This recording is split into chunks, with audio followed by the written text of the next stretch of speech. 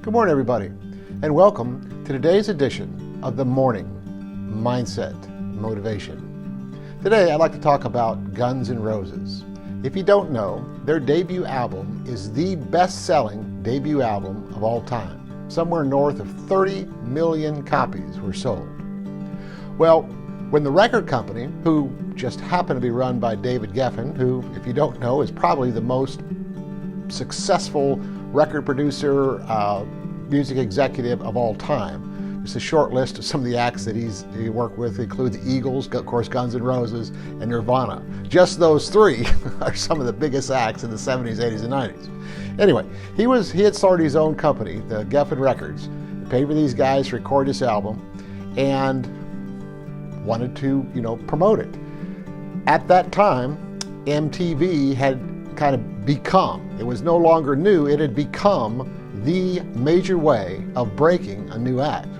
Well, Geffen put together a video and submitted it to MTV, hoping that they would put it in, rotation, and MTV didn't want to touch it. See, Guns N' Roses was slightly different than the headbangers that had come before them, and certainly different than some of the other groups that were starting to gain popularity in the late 80s. Geffen would not quit.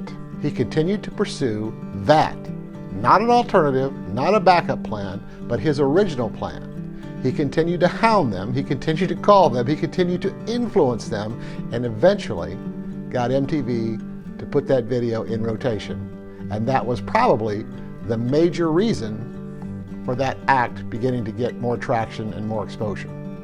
Anyway, the reason I bring it up is the idea of if you've got the right plan, it's important to know when to stick with it and then when to look for alternatives. In this case, he had the experience behind him, knowing what needed to be done, and it was just a question of influencing and persuading the right people to accomplish his goals.